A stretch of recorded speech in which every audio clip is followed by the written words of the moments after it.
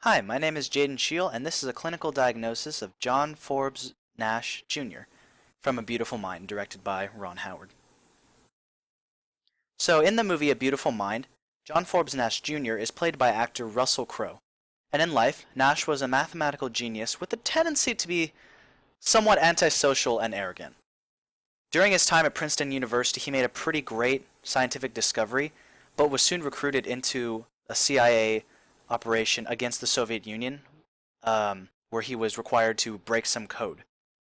Around this time, he began to see people who he believed were real, but were actually just figments of his imagination. So what he was diagnosed with was a paranoid type schizophrenia. Its DSM code is 295.3. Schizophrenia is a disorder where the person may have trouble distinguishing what is real from what is imaginary, and some signs of paranoid schizophrenia include hearing or seeing something which isn't there, and this might include threats and other interactions, mood disturbances, and also paranoia and suspicion. Some of the symptoms that he displayed in the movie included hallucinations. For example, when he hallucinates of a friend that he made during his time at Princeton. He even goes so far as to say that they roomed together, but when records were checked, he lived alone. He also hallucinates of a CIA official during his time doing code breaking. This CIA official continues to pop up and trouble him by continuously trying to get him to break codes.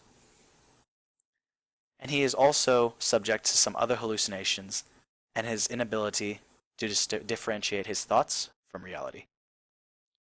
Also in the movie, he shows a lot of paranoia and suspicion.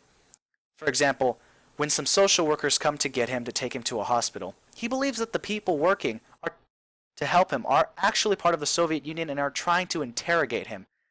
And he causes quite a lot of problems for them. Now, in the movie, one of the symptoms that I think is missing from Russell Crowe's portrayal of John F. Nash that also fits schizophrenia is that it did not greatly display a disruption in his speech. Throughout the movie, the way that Nash speaks doesn't really change. It does lose the aloofness that he had at the beginning, but that's more of an effect of moving through all of these trials and becoming a better person, more than it is an effect of the schizophrenia.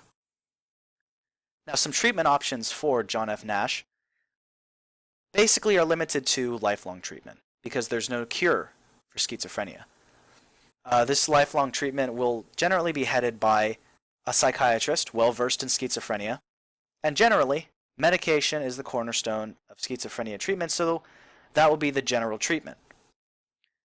In times of severe symptoms, though, hospitalization is necessary to provide for all of the body's basic needs that the person may or may not be able to provide while experiencing these symptoms. Antipsychotic medications are the most common prescribed due to their ability to affect the brain's dopamine and serotonin levels, and these effects alleviate the symptoms of the patient. However, these medications sometimes have severe side effects, which makes people unwilling to take them, and in this case, injections are generally used instead of pills. The unfortunate thing is this administration could bring about the issue of human rights and forcing a treatment upon a person, which makes it a bigger ethical debate whether or not we should or should not do this.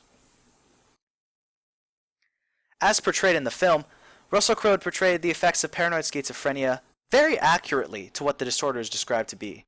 He acted out all the general inability to accept reality and to differentiate real things from his hallucinations.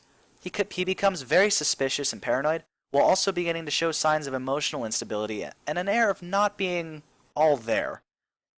This accurate portrayal of paranoid schizophrenia creates an air of stress and pain for those affected, as they can no longer tell what is real and what isn't. And for us watching, we can empathize with them because we can see what might be going on in their mind, and we might be able to relate it to what we might feel like if the same thing happened to us. That was my clinical diagnosis of John Forbes Nash Jr. from A Beautiful Mind, and I hope you enjoyed it. Thank you very much.